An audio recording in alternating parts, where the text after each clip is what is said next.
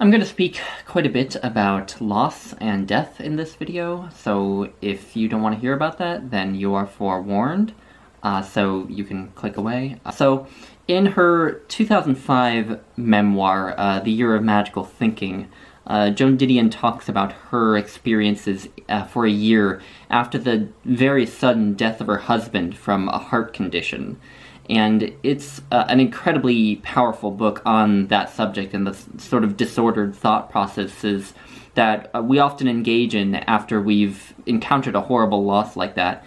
And it also narrates how Joan Didion's daughter, Quintana, was in and out of hospitals during this year. Her daughter, Quintana, had a lot of health struggles.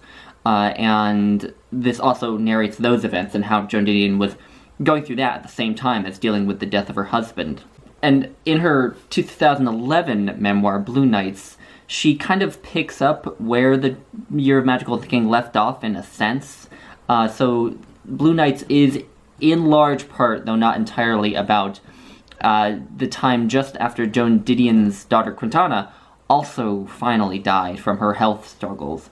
And my mother has told me that if my brother and I were to die, that she would have very little reason to go on living.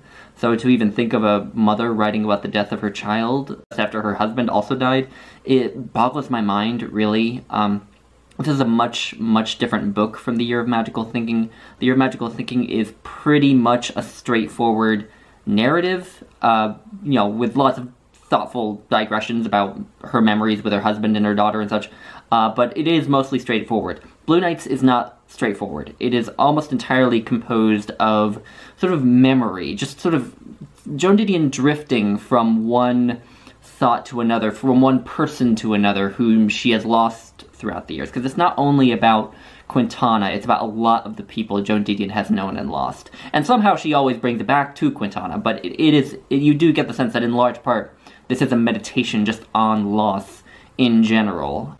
And I think she writes with such brutal honesty from her own perspective on that subject that, there were times when I had to put this book down just because of how hard it hit me at times, because of just the sort of brutal thoughts that she has about loss and such. In many ways, this hit me harder than The Year of Magical Thinking, and I can't quite say why, but I think in part it has to do with the fact that it is about memory and how we think about those we've lost and who have been lost for a long time, as opposed to how we think about those who we've just immediately lost. There's one particular passage that almost devastated me, and I'm not quite sure why, but this is a passage where she discusses mementos of people she's cared about and who have died, and how she doesn't really like them anymore. This is what she writes at the end of that particular passage. In theory, these mementos serve to bring back the moment.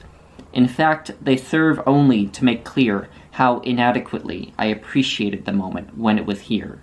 How inadequately I appreciated the moment when it was here is something else I could never afford to see. And I have a number of mementos of people who I've lost, but I don't necessarily think about them in this way.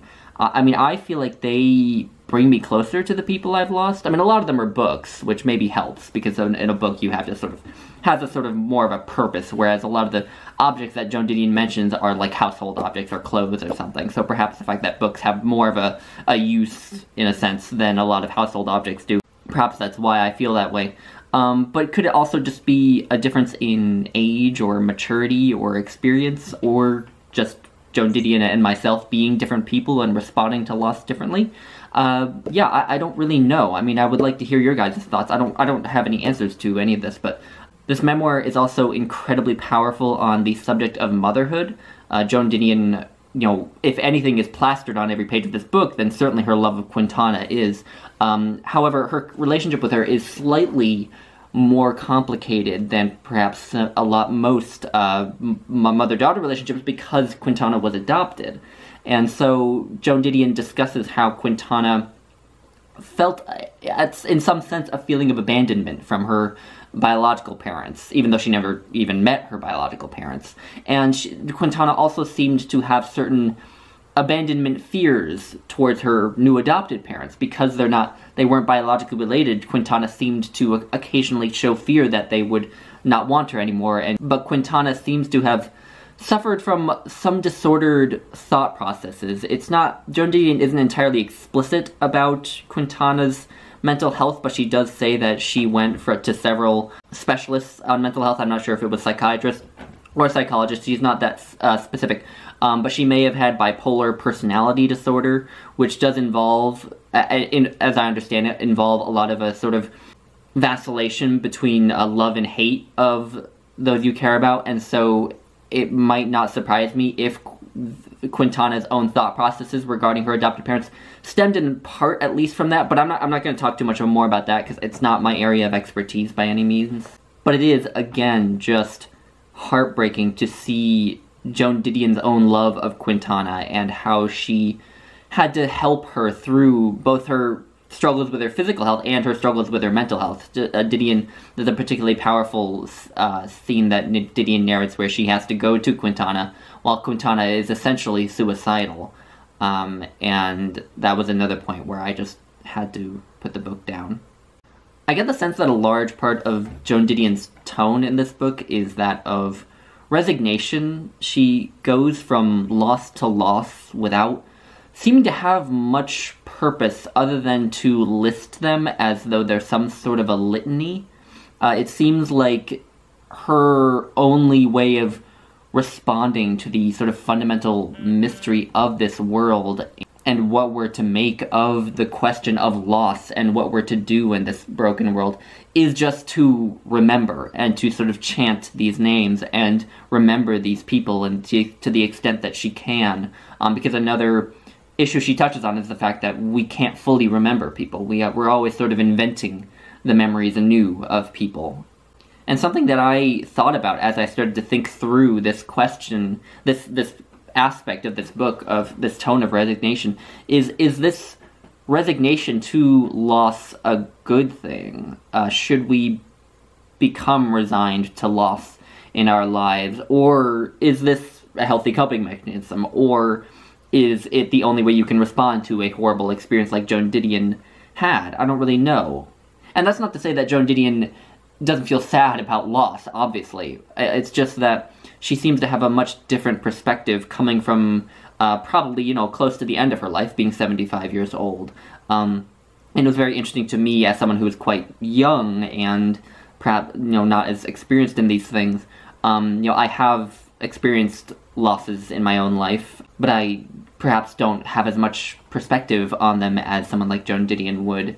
And I don't have the mind that Joan Didion does, so I can't think about them in quite the same way. But I do often, particularly when I'm listening to powerful pieces of music, do find myself thinking about the people that I have lost in my life, and just sort of going through my vague memories of them, as though, again, that's sort of a litany. So I think maybe that's also something that I connected with and that I found incredibly powerful in this book. I can't think of any book that's made me think and feel so much in such a long time. I really see this becoming one of my favorite nonfiction books of the year. I don't think I can recommend it to just anyone because, again, of the subject matter, but if what I've said about it and what it deals with piques your interest, then maybe you'll be interested in giving this book a try.